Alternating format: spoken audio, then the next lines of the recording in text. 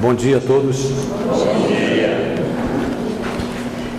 Que Jesus possa luarizar os nossos corações, nos envolvendo na sua ternura e no seu amor, e que todos nós, ao retornarmos para os nossos lares, possamos para lá levar as benesses que a espiritualidade já semeia aqui nesse nosso ambiente de trabalho e de oração. Antes de iniciarmos as reflexões desta manhã sobre o tema proposto, que é sobre um livro nosso lançado para o público adulto, embora a maioria da minha literatura seja voltada para a criança e para o jovem, eu também tenho livros publicados para o público adulto. Atualmente são 42 títulos, alguns livros infanto-juvenis já traduzidos para o inglês e para o espanhol, e a maioria da minha literatura é publicada pelas federações, Federação Espírita Brasileira, Federação Espírita do Rio Grande do Sul, Federação Espírita Paranaense e em breve pela Federação Espírita de Pernambuco. Me permitam falar um pouquinho do trabalho para que os irmãos e as irmãs possam conhecer aquilo que a gente vem fazendo. Ontem à tarde eu estive em Vitória, no Centro Espírita Irmão Tomé, participando de um seminário para jovens e com jovens. E nessa manhã tenho a oportunidade de falar para mais um grupo de jovens aqui reunidos em Colatina. O tema que nos foi proposto, A Vida Chama, não é? Tem a ver com o nosso livro Psil, um livro de bolso que eu lancei no final do ano passado, pela editora SEAC do Centro Espírita Amor e Caridade, lá de Bauru, a instituição vinculada ao nosso companheiro Richard Simonetti. E esse livro tem agradado sobremaneira os adultos, porque é um livro, uma literatura bem leve, e as pessoas têm sempre o hábito de, durante o dia, ter uma leitura que os auxilie no enfrentamento das adversidades da vida. Então nós temos literatura maravilhosa como o livro Minutos de Sabedoria, por exemplo, temos outras obras, Sementes de Luz, obras do Lorival Lopes, e eu ousei escrever uma obra chamada Psil, pautada e garimpada nos atendimentos fraternos em que eu fiz durante alguns anos na instituição espírita na qual eu estava vinculado lá no Guarujá. E a gente vem percebendo ao longo do tempo, e como eu converso muito com jovens e converso muito com adultos, eu descobri que o problema do jovem é o mesmo problema do adulto. As dificuldades com os relacionamentos interpessoais, seja no campo familiar, seja no campo social de uma maneira geral, as pessoas estão com muitas dificuldades em se relacionar. As pessoas estão próximas pelas grandes tecnologias, mas distantes das coisas do coração. E na raiz de toda a problemática humana reside sempre a dificuldade de lidar com o afeto, de lidar com os nãos que a vida nos dá, e a vida dá nãos para todo mundo, porque sempre aquilo que a gente quer é aquilo que não vai nos fazer muito bem. Se metade dos nossos desejos fossem satisfeitos, certamente a nossa vida seria de mais sofrimento ainda do que as dificuldades que nós experimentamos nos dias atuais. Estamos no limiar de uma nova era, e a doutrina dos Espíritos chega para nós como um verdadeiro luzeiro, um verdadeiro farol a nos apontar a direção, propondo para nós o autoconhecimento, já proposto por Jesus há mais de 2000 anos, propondo para nós a honestidade no nosso relacionamento com Deus, e principalmente propondo para nós a lei, de amor maior de todas, que é o amai-vos uns aos outros. E é essa lei que nós temos mais dificuldade de lidar, que nós temos mais dificuldade de colocar em prática.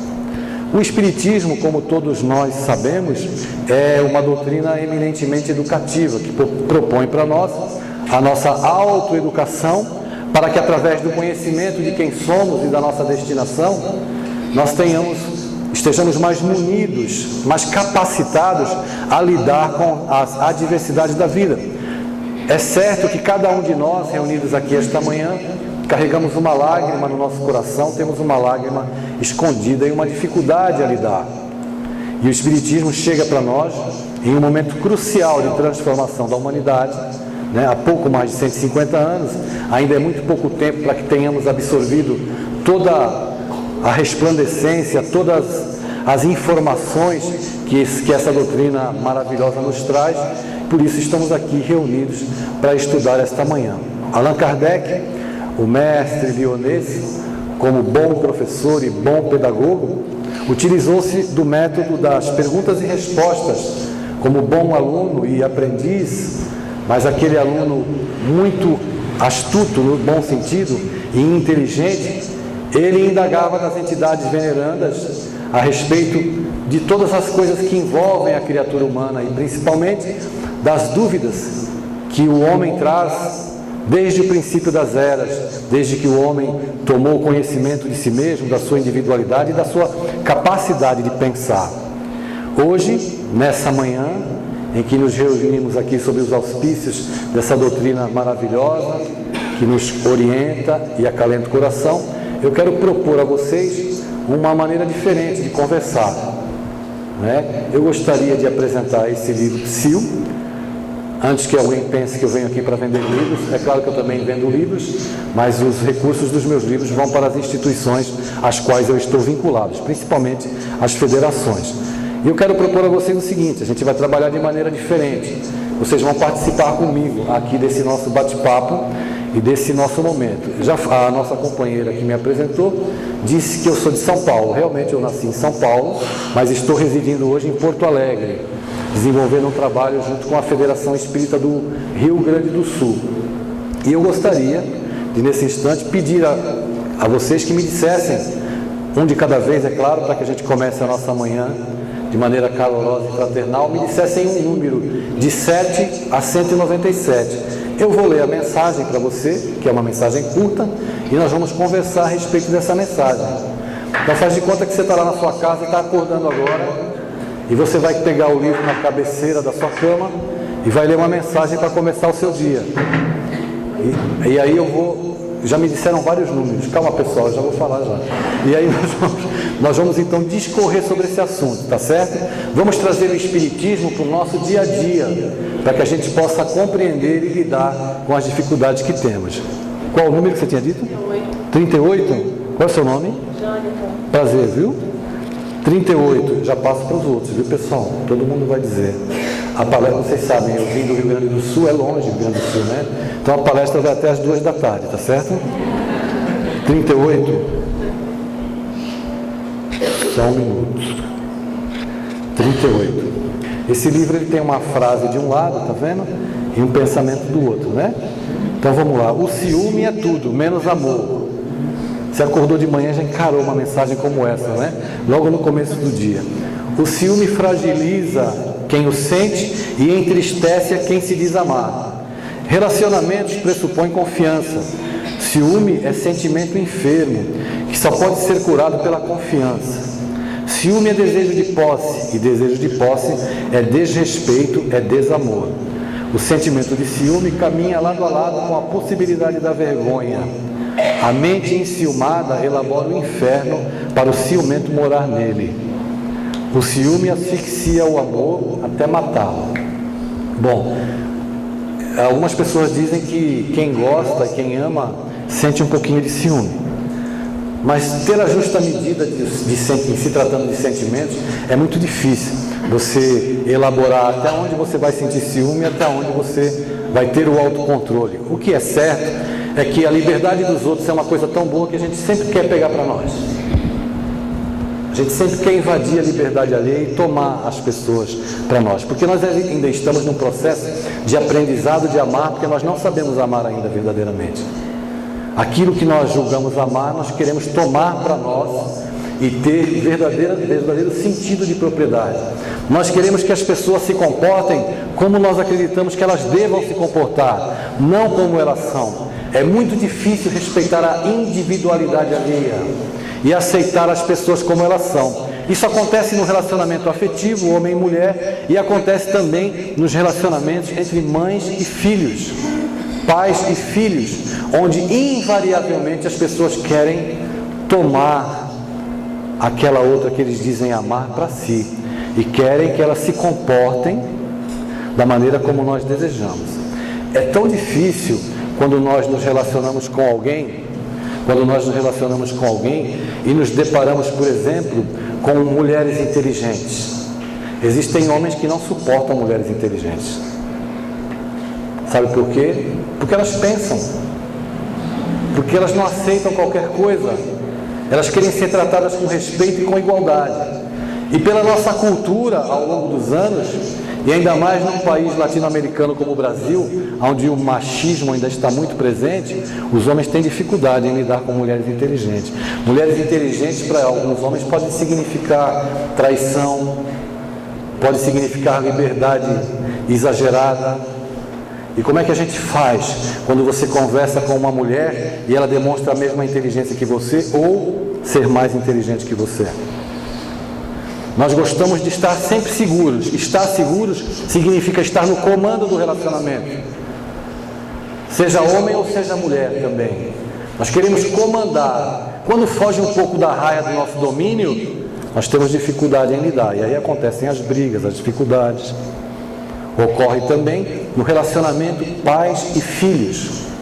Os pais acreditam ter o amplo domínio sobre os filhos e na realidade não tem, porque quando o tempo passa a pessoa se mostra tal qual é e os pais perdem o domínio sobre os filhos. É certo que alguns filhos permanecem na barra da saia da mãe até hoje em dia, principalmente acontece muito isso, por comodidade financeira as pessoas preferem ficar vivendo com os pais e tudo mais.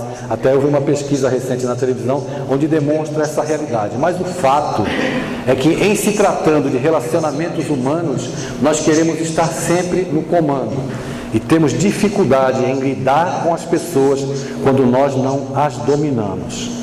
Vocês concordam ou não? Pessoal, concordam ou não concordam? Olha, toda pergunta que eu fizer vale nota para ir para o céu, tá certo?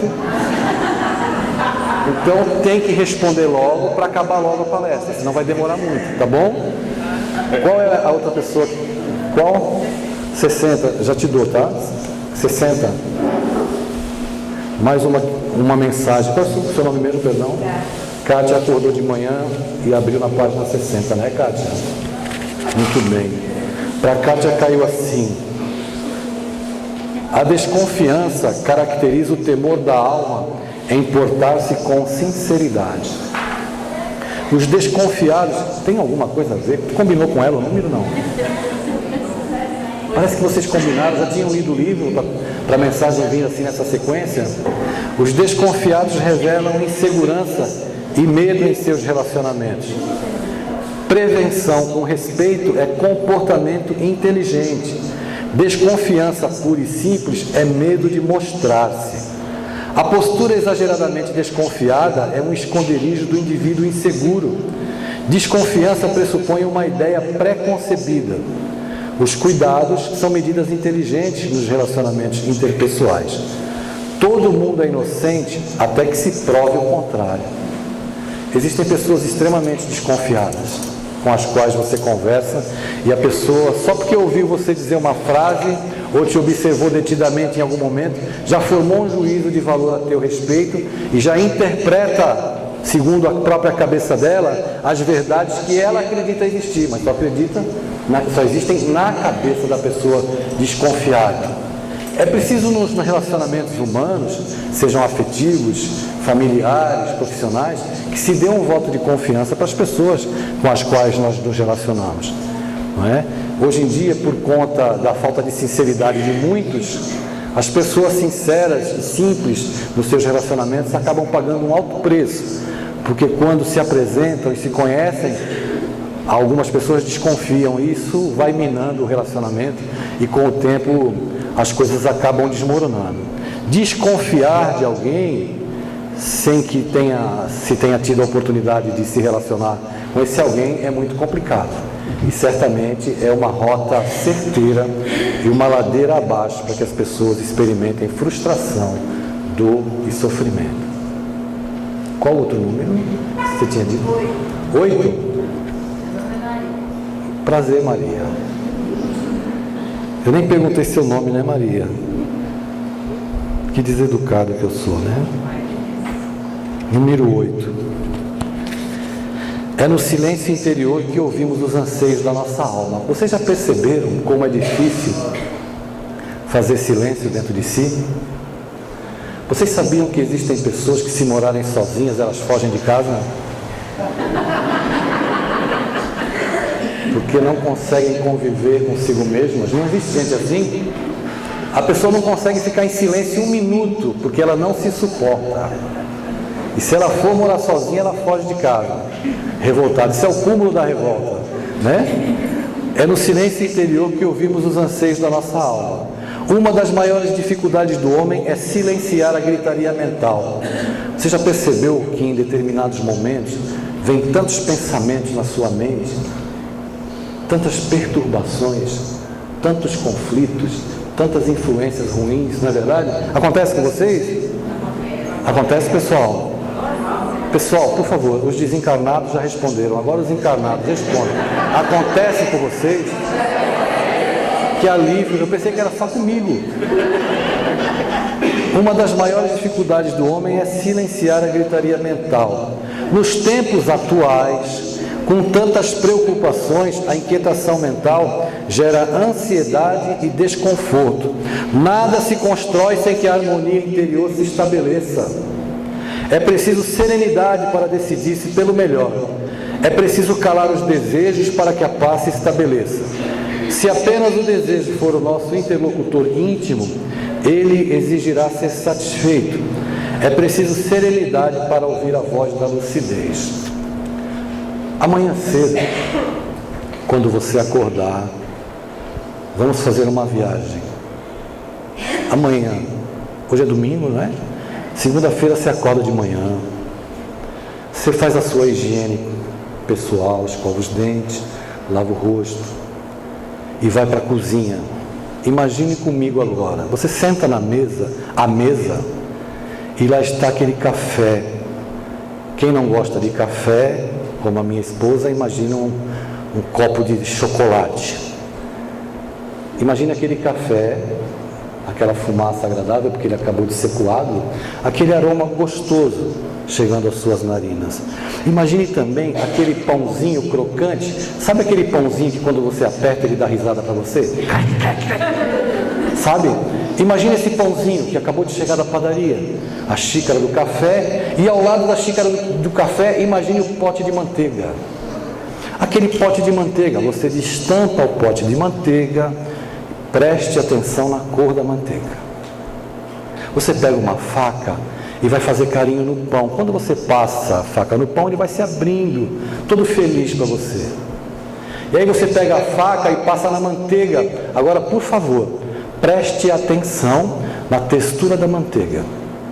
E comece a acariciar o pão de cima a baixo, passando manteiga. O pão bem quentinho e ela vai se derretendo. Não é bonita essa cena? Pela manhã, aquele café gostoso, aquele cheiro, aquele pão. Aí você fecha o pão, aperta, ele dá um novo sorrisinho para você. Você coloca na boca e morde o pão. E começa a mastigar o pão. E alguém pode dizer assim: o que isso tem a ver com o que a gente está falando aqui, não é? Eu quero dizer para você que quando você estiver na sua casa tomando café, esteja na sua casa tomando café. Porque existem pessoas que não prestam atenção nas coisas simples, como um pão com manteiga. Elas estão mastigando o pão com manteiga, já pensando no feijão com arroz na hora do almoço. Existem pessoas que acabam de tomar o café e dali a 10 minutos elas não sabem mais o que comeram, porque elas vivem lá no futuro, sofrendo um mal chamado ansiedade. A ansiedade não resolve o passado, não elabora o futuro, mas a ansiedade nos faz infeliz hoje, porque nos inquieta a alma. Um café e um pão com manteiga é algo muito simples, mas nós estamos perdendo a capacidade de enxergar nas coisas simples a beleza da vida.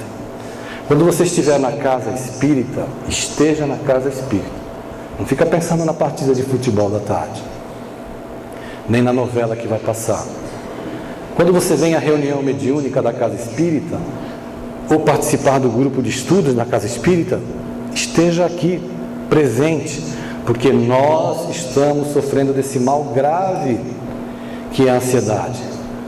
É preciso apacentar o coração e a mente, para que a gritaria mental daqueles pensamentos conflitantes, aquela avalanche de pensamentos que chegam na nossa mente, roubam a nossa paz, a gente nem sabe o que está pensando, pensa algo agora, daqui a pouco pensa em outro assunto, e nesse momento a perturbação espiritual acaba se instalando, porque você está suscetível de receber informações, infiltrações de entidades perversas, desajustadas, desequilibradas, que acabam chegando até o teu coração, tudo porque a nossa invigilância mental, a nossa incapacidade de silenciar a mente é muito grande.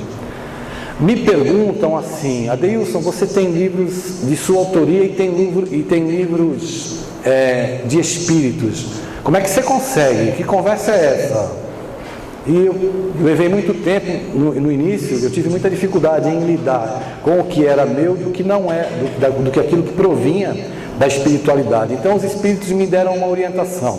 E eles me disseram assim, e sempre que eu tenho oportunidade, quando eu sou convidado a falar sobre mediunidade, eu dou esse exemplo para a concentração das pessoas. Sabe aquela noite que você deita na sua casa, você deita na cama, e você vai ficando quietinho, e de repente fica aquele silêncio à noite, e você consegue escutar aquela gotinha da torneira lá na cozinha, sabe?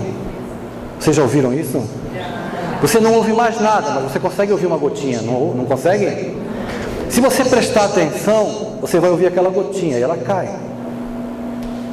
e daqui a pouco ela vai cair de novo, e quando você menos perceber, aquela gotinha está num ritmo, e você está acompanhando aquele ritmo.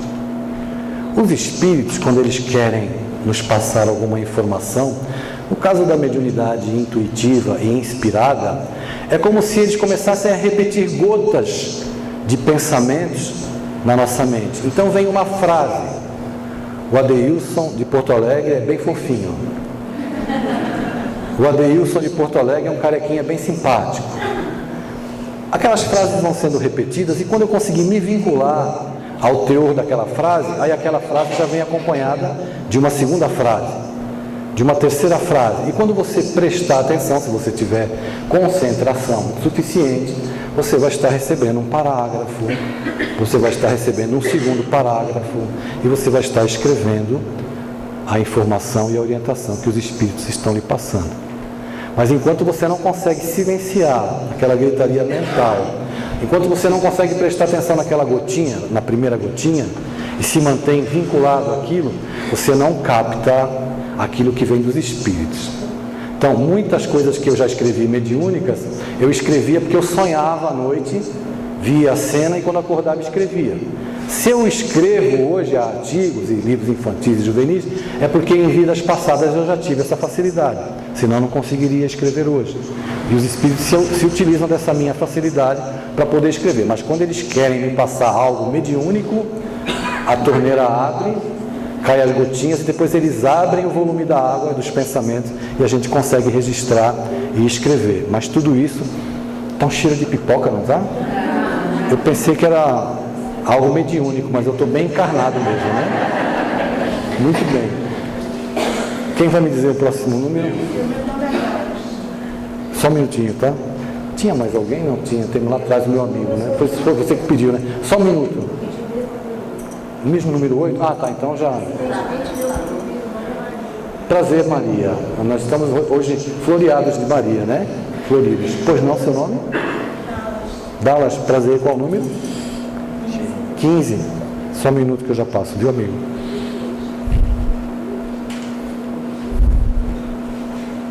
Nós tivemos músicas tão bonitas aqui, meu amigo. Aquela última música eu fiquei emocionado, viu? Que música bela, de Francisco de Assis, né? 15. A razão não precisa... Ela acordou de manhã e abriu essa mensagem, né, Dallas? A razão não precisa do grito para impor-se. Por que é que quando a gente quer impor a nossa maneira de pensar, a gente grita com as pessoas? Porque nós somos ignorantes, né? A fala desnuda o coração. Ou seja, como diz André Luiz, a boca fala daquilo que o coração está cheio, não é? A voz vem carregada com as vibrações de nossa alma. Module o tom de sua voz. Eduque-se para que a paz se faça em ti. Voz irritadiça, alma impaciente. O autocontrole da voz na conversa com o próximo é garantia de paz. A boca é o alto-falante que reproduz o som do coração. É melhor desligar o volume do que agredir alguém pela palavra infeliz. Dizem que quando a gente fala alguma coisa de alguém, fala mal de alguém, a fofoca é assim. É como se nós fôssemos ali na rua agora, com um travesseiro de penas, abríssemos a boca do travesseiro e soltássemos ao vento. Ou seja, nunca mais você vai conseguir recolher as penas novamente. Então, quando a gente fala mal de alguém, a gente tem uma prática infeliz como essa, nós estamos lançando no mundo um veneno que dificilmente a gente vai conseguir reparar o mal de uma fofoca, da maledicência que a gente tenha contra qualquer pessoa. Isso é muito sério, isso é muito grave. Por que infelizmente, os homens têm essa prática, né? De, no momento em que perdem a razão, querem gritar e elevar a voz. Porque às vezes a gente quer se impor pela força bruta. E isso é muito ruim. Isso também acontece no trato com os filhos. Nós queremos educar os filhos às vezes pelo grito. E os filhos não são surdos. Não é? Aliás, a minha esposa me fala que eu sempre repito as mesmas coisas nas palestras. Algumas coisas são meio comum e a gente fala mesmo. Com o filho não se fala. Com o filho se conversa. Falar é diferente de conversar, não é? Então é importante que a gente fale com os filhos, fale com a esposa e que a gente esteja disposto a ouvir as pessoas, os nossos interlocutores. Caso contrário, nós seremos, como diz aquela mensagem lá em O Evangelho segundo o Espiritismo, seremos aqueles déspotas domésticos, que quando nós entramos em casa, nós pensamos que somos respeitados, mas nós não somos respeitados, nós somos temidos, porque as pessoas, até o cachorrinho se esconde quando a gente chega em casa, porque as pessoas têm imensa dificuldade em controlar o tom da voz, né, e promovem invariavelmente a pancadaria verbal, que não leva ninguém a nada e só infelicita qualquer pessoa. Por isso é importante que nós, como aprendizes que somos nessa manhã, estejamos dispostos a rever os nossos posicionamentos, e nós não precisamos ficar ofendidos se já agimos assim, mas é importante tratar de consertar o comportamento, porque a nossa casa deve ser o ninho da nossa paz, onde a gente refaça as nossas forças e as nossas energias para seguir vivendo. E gritar não resolve a vida de ninguém. Quando eu era criança, meu pai de vez em quando gritava comigo, eu não gostava nada que ele fizesse isso comigo. Por que é que eu tenho que fazer a mesma coisa com meu filho? Né? Aquilo que eu recrimino no meu pai eu não posso fazer, porque eu estarei sendo igual a ele. Tá bom? Mais alguma pergunta? Tinha o meu amigo aqui, eu já passo para você, tá? Qual o número? Número 7. É a mesma, que eu li agora há pouco. É a 7 e 8, quer ver? Deixa eu ver aqui. Deixa eu ver se eu estou caducando, porque a gente se confunde aqui com o número das mensagens. Desculpa. Está aqui, número 7. Ok. Eu sou único em defeitos e virtudes, construo-me a cada dia. Eu me entendo comigo mesmo quando não quero mudar os outros. Por que a gente quer viver mudando, tenta mudar os outros sempre, né? Vive assim, querendo fazer com que as pessoas sejam aquilo que nós queremos que elas sejam, para que satisfaçam ao nosso entendimento da vida. Isso é uma falta tremenda de respeito com os outros, né? Sou um pequeno aprendiz de tudo que ainda não sei e eu não sei nada. Meu peso tem o peso do bem que faço. Minha importância tem a importância do amor que desperto. Nada tenho a não ser o bem que semeio. Nada levarei comigo, apenas o que consigo juntar em meu coração. Um sopro chamado morte é minha partida. Deus se manifesta em mim a cada bem que faço. E é uma realidade, né? Todas as vezes que a gente tem a oportunidade de promover o bem, principalmente aqueles que já detêm algum conhecimento na seara espírita, você vai para um consultório médico e na antessala do consultório alguém conversa com você revelam uma dor e você tem a oportunidade de ser instrumento da misericórdia divina na vida daquelas pessoas. Então, aqueles que já receberam a luz do conhecimento, da possibilidade de exercer esse conhecimento no contato com o próximo, são, sim, convocados pela misericórdia divina a auxiliar na transformação do mundo. E nós podemos, sim, modificar as coisas e modificar o mundo. Nós podemos, sim, auxiliar Deus na construção de uma humanidade regenerada e mais feliz. Eu vou ler a tua questão e depois eu vou fazer alguns outros comentários. Qual é o teu nome mesmo, perdão? Jonas. Pode pedir, Jonas. É do 7 ao 197, Jonas. Escolha outro número para mim, por favor. Também do 7 ao 197. Diga outro. 19. Muito bem, Jonas. Vamos aqui ao 19. Não existem culpados, somos todos responsáveis. Nós reencarnamos há muitos séculos, sempre recebendo a informação das religiões ditas dominantes, né? Que, como diz José do Patrocínio, são verdadeiras teologias escravocratas, a informação de que quando nascemos, já nascemos culpados. Não existe... Gente, mas o cheiro da pipoca está forte, né? Não existe... Como eu estou encarnado a pegar da matéria aí. Não existe melhor maneira de manipular as pessoas do que através da culpa. Isso acontece principalmente nos relacionamentos, nos casamentos. Aliás, deixa eu fazer uma pesquisa aqui, como eu faço sempre. Vocês desejam ser felizes? Sim. Acho que não, né? É muito fraquinho. Vocês desejam ser felizes? Sim. Então não se casem, por favor. Agora é tarde?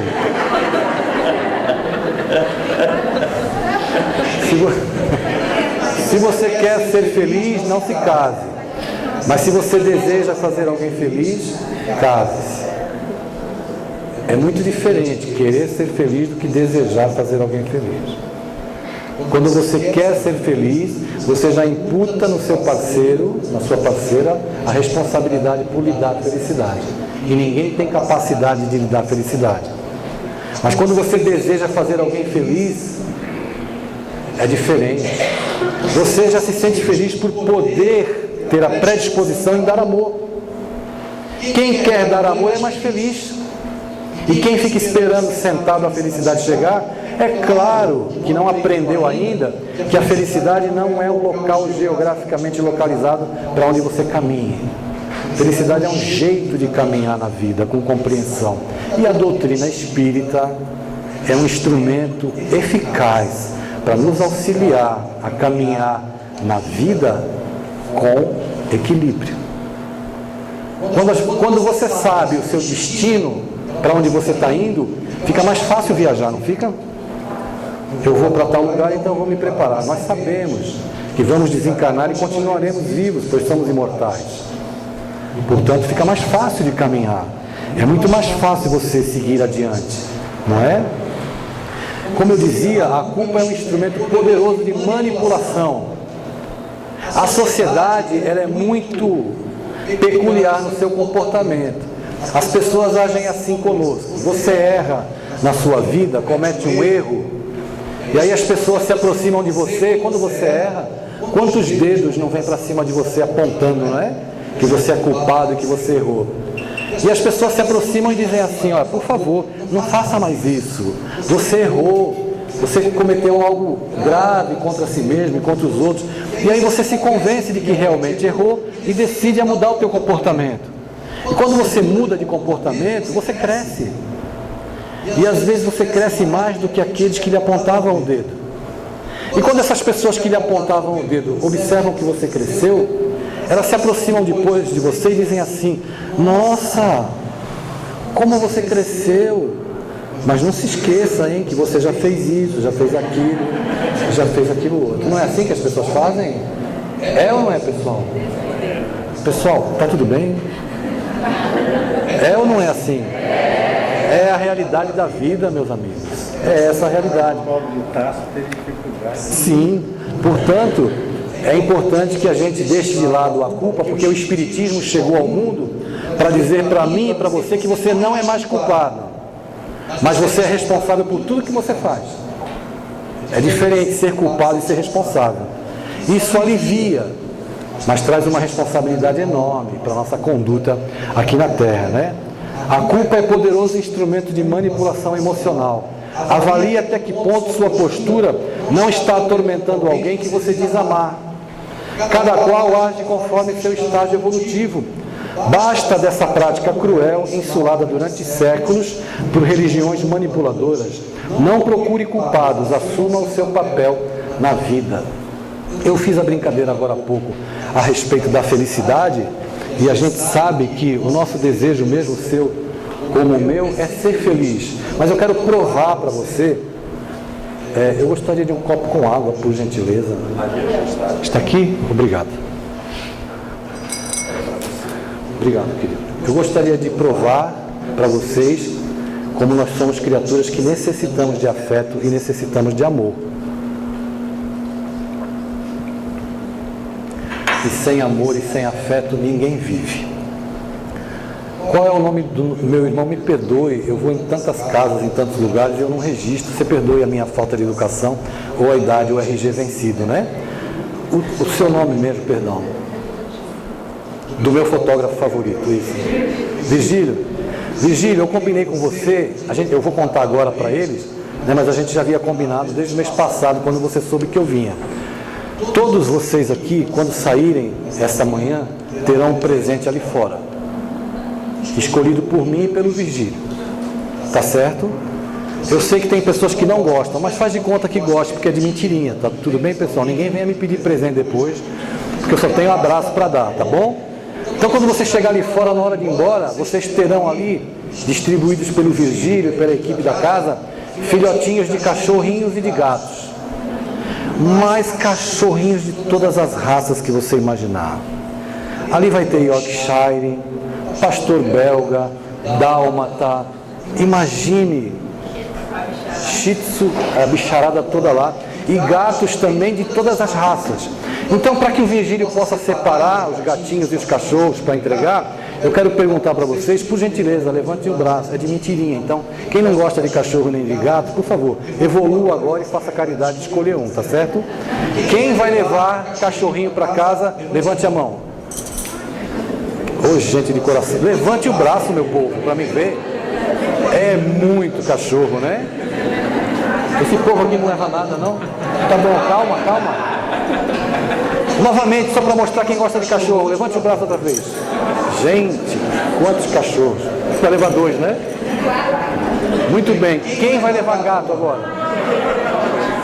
Por favor, permaneçam de braço levantado. 1, 2, 3, 4, 5. Não, para essa pesquisa não. 5, 6, 7 o Virgílio, 8, 9, 10, 11, 12, 13, 14, 15, 16. Nós temos quantas pessoas, Virgílio, aqui mais ou menos? 120, mais 3.200 desencarnados, 3.320, não é isso? Muito bem. Vocês perceberam que nem 10% optou pelo gato, mas nós não temos nada contra o gato. O gato é um animal limpinho, não é isso, pessoal? Muito higiênico, né? Inteligente. O que mais? Amigo, fiel. Vamos dar uma corda para o pessoal que gosta de gato. Pode falar. Ótimo. Sabe dar o pulo correto. Muito bem. Eu quero provar para vocês que nós precisamos de afeto e nós sempre queremos afeto. Daqui um ano, 4 cachorros? Muito bom. Daqui um ano, se eu conseguir enganar bem hoje, faz de conta que eu volto, sou convidado a voltar aqui daqui um ano pelo Virgílio, que é caridoso. E quando eu voltar, as pessoas que levaram o cachorrinho para casa, seu cachorrinho já tem 1 ano de idade, e os gatos também têm 1 ano de idade, e você sabe que aquele careca simpático vem lá do Rio Grande do Sul novamente, você fala, vou colocar um sapato bonito, vou ficar bem apresentado, bem apresentada, para assistir a palestra dele. E você vem, e a gente se confraterniza, acaba a palestra e você volta para casa. Então aqueles que escolheram o gato, quando chegarem em casa, entram em casa felizes, vão até o quarto e o bichano está lá em cima da cama. E aí elas vão lá no quarto e dizem assim para o bichano, bichano, sai daí, bichano. O bichano levanta assim o olho, estica, aquele rabão dele assim para cima, e ele fica ali na cama. E aí, as pessoas que gostam de gato dizem novamente assim, bichano, sai daí, bichano. E o bichano dá mais uma espreguiçadinha e tal. E aí, como você está cansado, porque você foi muito caridoso e ficar me ouvindo muito tempo aqui, você quer deitar. E aí você vai pegar o bichano para tirar da cama. Quando você pega o bichano pega a coxa, pega o lençol e desmancha a tua cama e você tira o bichano da cama. Aqueles que levaram o cachorrinho para casa, na hora em que abrem a porta de casa, o que acontece? O que acontece? Eu concordo que está cheio de cocô, mas tem 1 tonelada de afeto ali para dar para gente. Eu tenho a cachorrinha que está com a minha filha lá no Guarujá. Eu tenho uma cachorrinha, uma Yorkshire pretinha, que eu chamo ela de Bombom. Ela parece que foi a reencarnação de uma mola, porque ela não para de pular, né? E ela só pula certeira assim na batata da minha perna quando eu chego em casa. Mas se eu, se naquele dia, filhote de ioiô, né? Se naquele dia eu estiver, como eu não me alimento de luz ainda, eu estou revoltado e ela vem e pula logo no meu sapato novo, eu vou dar um grito com a Bombom e a Bombom vai sair correndo e vai se esconder e vai ficar escondida me olhando. E eu não vou precisar chamar ela novamente e falar assim, vem aqui, Bombom. Se eu fizer assim, ela sai correndo e vem me agradar novamente. Porque a primeira preocupação do cão é sempre agradar o dono. Não temos nada contra o gato, já vou chegar no gato. Mas, se nós perdoássemos as pessoas como os cães perdoam as nossas agressões, a humanidade não seria o que é. Nós precisamos aprender a perdoar, a ter um perdão canino com as pessoas. Por que é que a maioria escolhe o cachorro? Não é porque o cachorro é melhor que o gato, e nem o gato é melhor que o cachorro. É porque o cachorro, ele é muito mais afetuoso do que o gato. O cachorro manifesta afeto. Então, o gato é um amigão, um companheiro, uma referência, um aconchego. Mas nós queremos manifestações de carinho, porque nós precisamos de amor. E o cachorro manifesta mais amor do que o gato. É por isso que a maioria das pessoas, esmagadora, escolhe o cachorro. Porque embora o cachorro faça 1 tonelada de cocô, e a minha Bombonzinha só faz no jornal, não fale mal da minha cachorra, ela foi muito bem educadinha, mas faz muito. Os cães demonstram mais afetividade. Então nós, criaturas humanas, necessitamos e precisamos de afeto. É por isso que a maioria escolhe o cachorro. Na prática nós demonstramos que, embora, como diz lá o final do poema da gratidão do Divaldo Pereira Franco, lá da Amélia Rodrigues, pelo menos a companhia de um cão, porque é muito triste viver na solidão. Essa é uma das frases do final do poema da gratidão. Porque nós não suportamos, entre aspas, a solidão, porque é muito difícil viver na solidão. É por isso que nós temos que ter em mente a importância de termos e desenvolvermos relacionamentos afetivos para que a nossa vida seja mais feliz. Eu me recordei agora de Castro Alves, que legou esta pérola para a nossa reflexão. Pois não, vamos com Deus. Legou essa pérola para a nossa reflexão pelas mãos abençoadas de Francisco Cândido Xavier, quando ele grafou num dia muito especial em que Chico estava certamente em sintonia perfeita com a espiritualidade superior, o que eu digo para vocês agora. Há mistérios peregrinos, nos mistérios dos destinos, que nos mandam renascer. Da luz do Criador nós nascemos, múltiplas vidas nós vivemos, para a mesma luz volver. Nós buscamos na humanidade as verdades da verdade, sedentos de paz e de amor. E em meio aos mortos-vivos, nós somos míseros cativos da iniquidade e da dor. É a luta eterna e bendita em que o espírito se agita nas tramas da evolução. Oficina onde a alma presa foge a luz, foge a grandeza da sublime perfeição. É a gota d'água caindo no arbusto que vai subindo, pleno de seiva e verdor. É o fragmento do estrume que se transforma em perfume na corola de uma flor.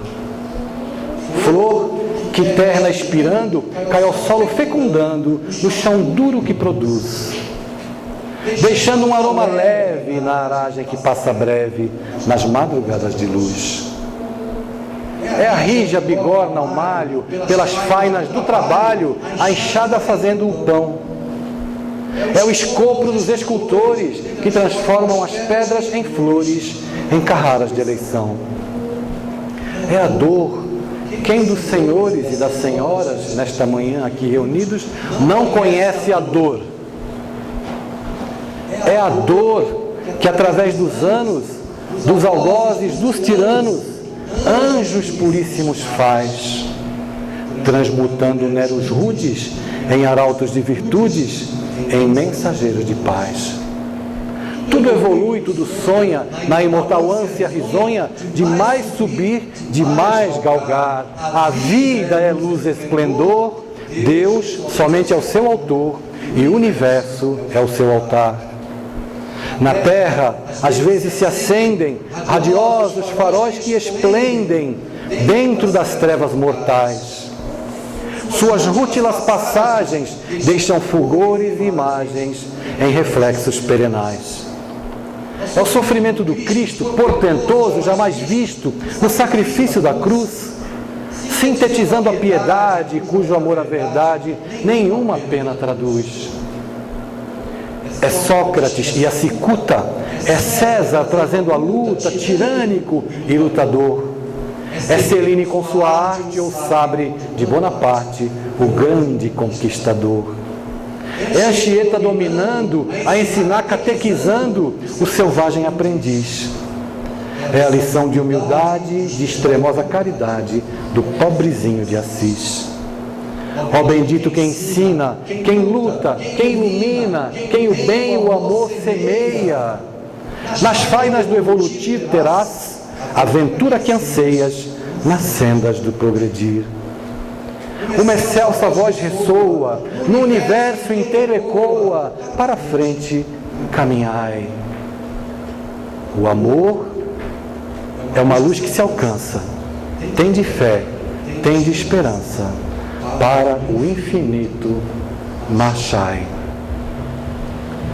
Marchemos, pois, em direção ao infinito, mas não nos esquecendo que marchar sem a família é certamente semear dores no nosso caminho. Por mais difícil que seja a sua vida, por mais problemas que você tenha, por mais que você entenda que a sua família não é a família dos seus sonhos, é a família na qual Deus lhe vinculou para permitir melhor o teu progresso e daqueles que contigo habitam lá. Portanto, é importante a compreensão, é importante entender que acima dos nossos desejos pessoais está o desejo comum do bem daqueles que vivem conosco. E nós devemos, na medida das nossas possibilidades, lutar para promover o bem, para lutar para promover o bem de todos aqueles que estão vinculados ao nosso coração.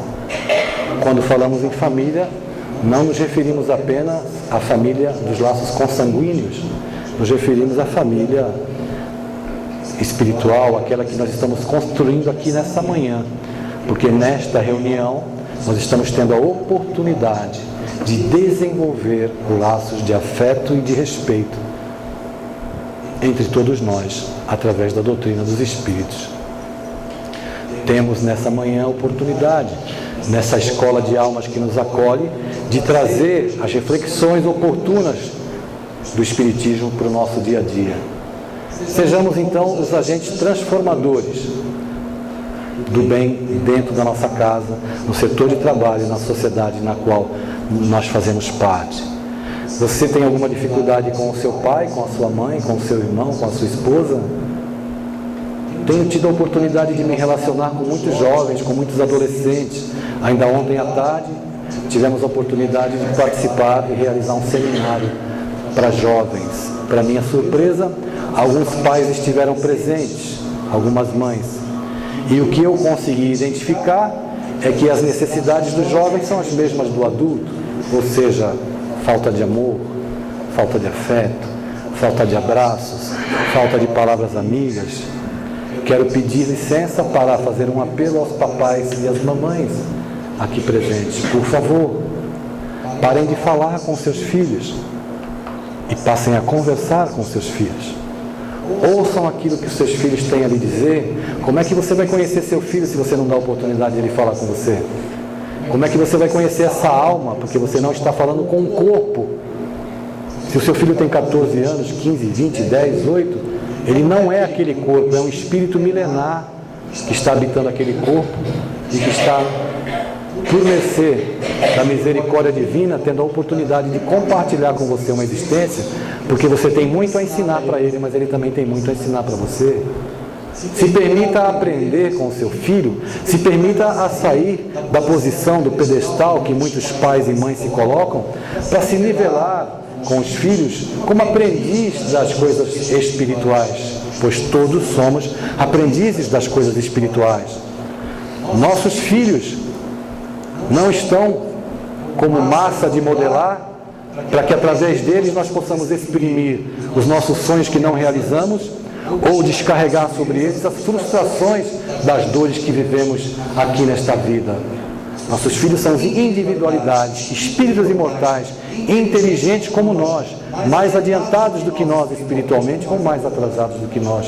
Quando mais adiantados, tenhamos a humildade de, na conversa, identificar aquilo que o filho tem para passar e ouvir para poder aprender. E quando eles estiverem na retaguarda do conhecimento espiritual, não comparemos os nossos filhos com os filhos de ninguém, porque eles são nossos filhos.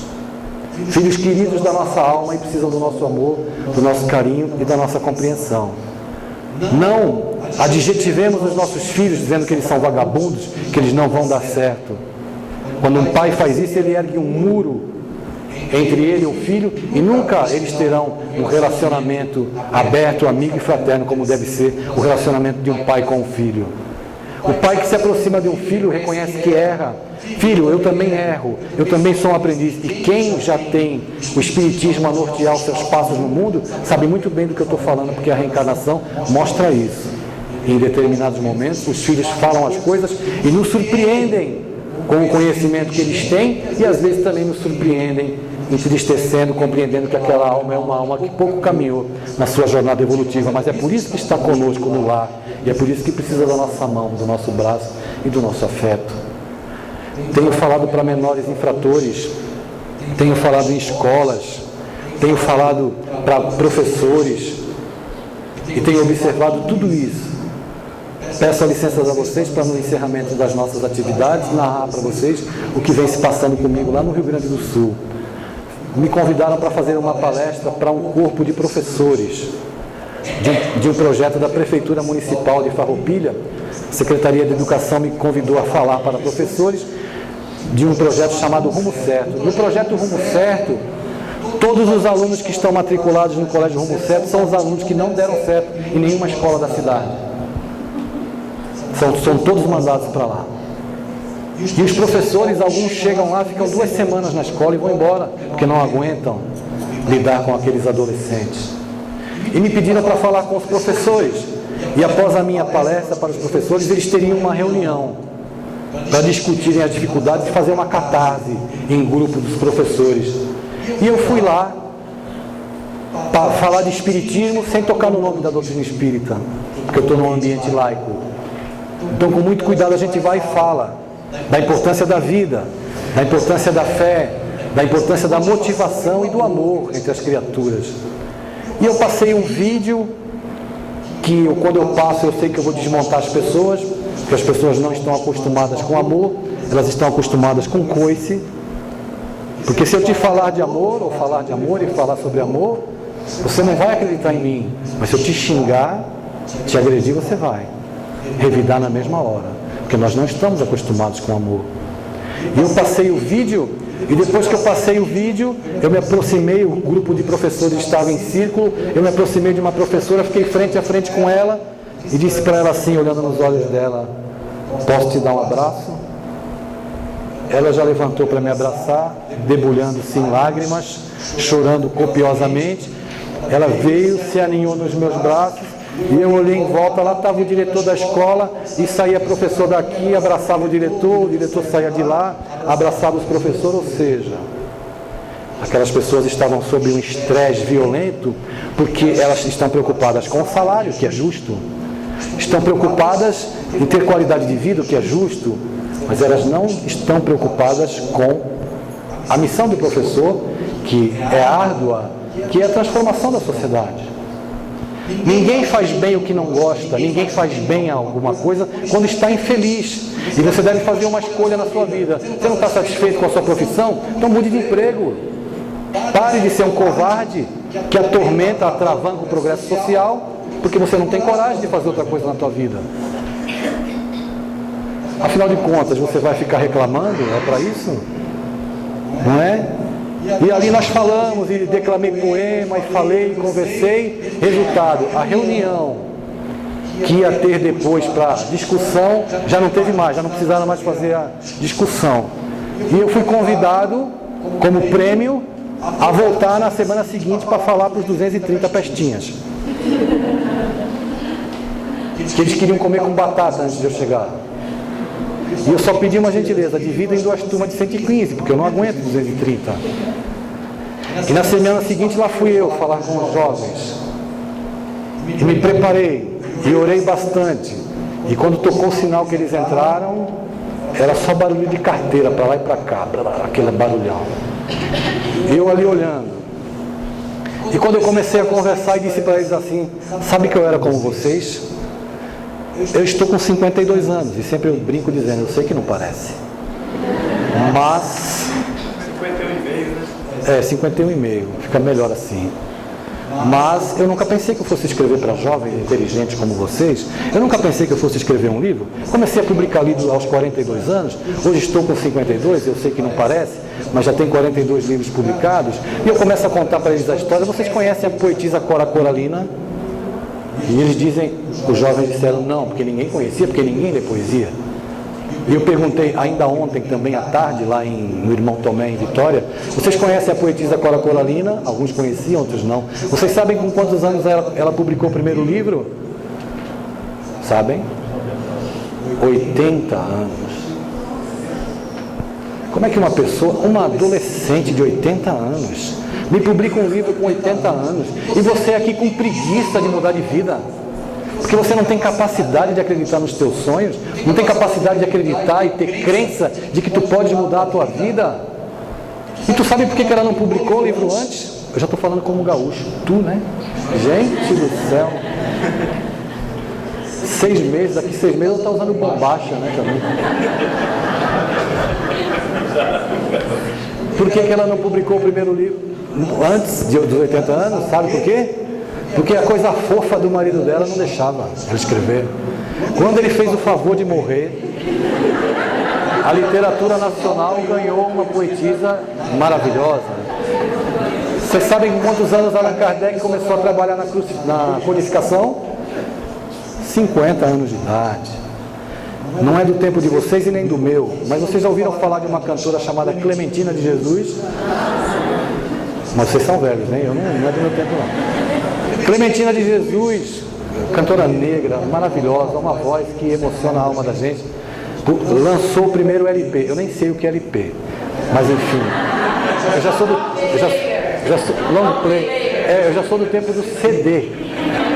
Ela lançou o primeiro long play aos 83 anos de idade. E você está aí reclamando? Disse aos jovens e digo a vocês nesta manhã, por favor, tome sua vida nas suas mãos, tenha coragem de modificar sua vida, modifique a calçada do teu trabalho, vá por outro lado, vá por outra rua, modifique o penteado. Se for como eu, passe um paninho na careca, saia feliz e vá trabalhar, vá criar teu mundo, vá criar tua felicidade. Até quando você vai ficar culpando os outros? Isso é comportamento infantil de quem não quer viver, de quem se acovarda diante da vida e não tem gratidão pela bênção que a vida é, por tudo que nós temos. Para encerrar a história, eu conversei com 115, depois com mais 115. Eu peguei um livro meu para jovens e disse assim, segundo o filósofo Sêneca, quem dá um livro de presente não está dando um presente, está fazendo um elogio. E eu peguei o livro e disse isso a eles, disse assim, gostaria de elogiar alguém esta manhã. E peguei o livro e escolhi uma jovem que estava lá no fundo. Aqueles que sentam lá no fundo geralmente são os mais quietos. E desde que começou a entrevista, o nosso bate-papo, a menina era um furacão no fundo da sala, né? E aí eu caminhei em direção a ela e quando perceberam que eu ia em direção a ela, os outros alunos que também não deram certo nas outras escolas diziam assim, é a pior aluna da escola. E quando eu entreguei o livro para ela, o brilho nos olhos dela foi tão marcante para mim, inesquecível. Sabe por quê? Porque ela foi valorizada. Porque nós queremos ser valorizados. E eu peço aos maridos, por favor, digam para suas esposas que elas estão lindas, mesmo que elas apareçam com a toalha na cabeça, na sala, na hora do Jornal Nacional. E você também, quando tiver com o controle remoto em cima da barriga, que ele estiver subindo e descendo, e você ali no sofá, diga a ele que ele é o príncipe da sua vida. Meio sapo, mas ainda um pouco príncipe. Porque todos nós precisamos ser valorizados. A mensagem que nós deixamos no final desse nosso bate-papo, desse nosso encontro, é uma mensagem de esperança. Não é uma mensagem de um mundo atormentado. É uma mensagem de um mundo melhor para aqueles que hoje já conhecem os postulados da doutrina espírita. Quem conhece os postulados da doutrina espírita e se identifica com eles, não tem direito de ser triste. Pode até fraquejar, mas na hora em que as pernas ameaçarem dobrar, por favor, tenha fé. Eu estive em Brasília no dia 29, na Federação Espírita Brasileira, lançando um livro, mais um livro para jovens. Eu fiz a adaptação do livro Paulo Estevão, psicografado por Chico Xavier, né, uma obra portentosa da nossa literatura. Eu fiz a adaptação para jovens. Então é claro que eu conto a história de uma maneira, sem mudar o conteúdo, mas eu conto numa linguagem mais acessível aos jovens, porque o livro Paulo Estevão, ele é muito grosso, assim como Harry Potter, mas todo mundo quer ler Harry Potter e não quer ler Paulo Estevão, né? As palavras são muito rebuscadas e a literatura é muito densa.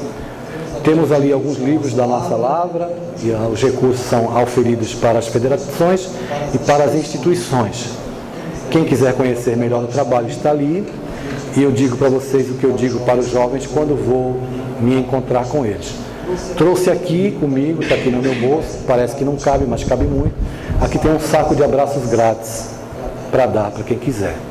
Se alguém desejar me abraçar depois, por favor, eu estarei à disposição para abraçá-los, para me confraternizar. Não é necessário comprar livro, o livro não tem nada a ver com abraço, pode abraçar, que é de graça.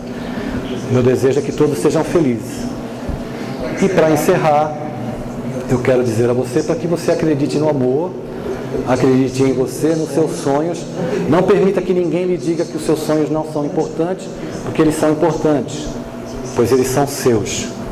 Tenha fé, tenha coragem, não desista, insista, persista e não atrele a sua felicidade aos outros. Ninguém tem felicidade para lhe dar. Felicidade é conquista íntima. Não crie expectativa sobre os outros, porque toda expectativa que você cria sobre os outros, a responsabilidade é sua. Mas seja feliz, porque você pode ser feliz. Não seremos felizes sem a família. É tão maravilhoso ter um lar. Não é verdade? Não é importante se esse lar é uma mansão, ou se é um ninho, ou uma casa no caminho. ou uma tapera, na favela, um bangalô, seja lá o que for. Mas o importante é que dentro dele exista a figura do amor. Do amor de mãe ou de pai, de esposa, de marido, a presença de um filho, ou pelo menos a companhia de um cão ou de um gato. Porque é muito triste viver na solidão.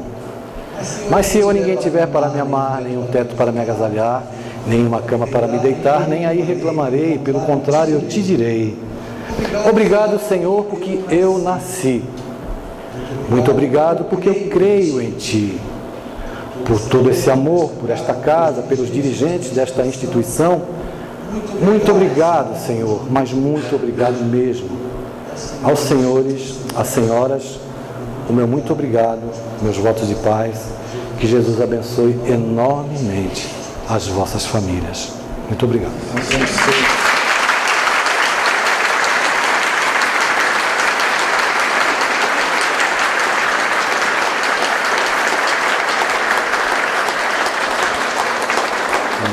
Amigo Espírita, uma ferramenta de união, interação e divulgação do movimento espírita.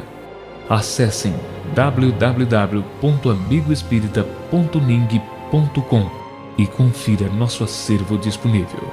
Rede Amigo Espírita, divulgando, instruindo e unificando.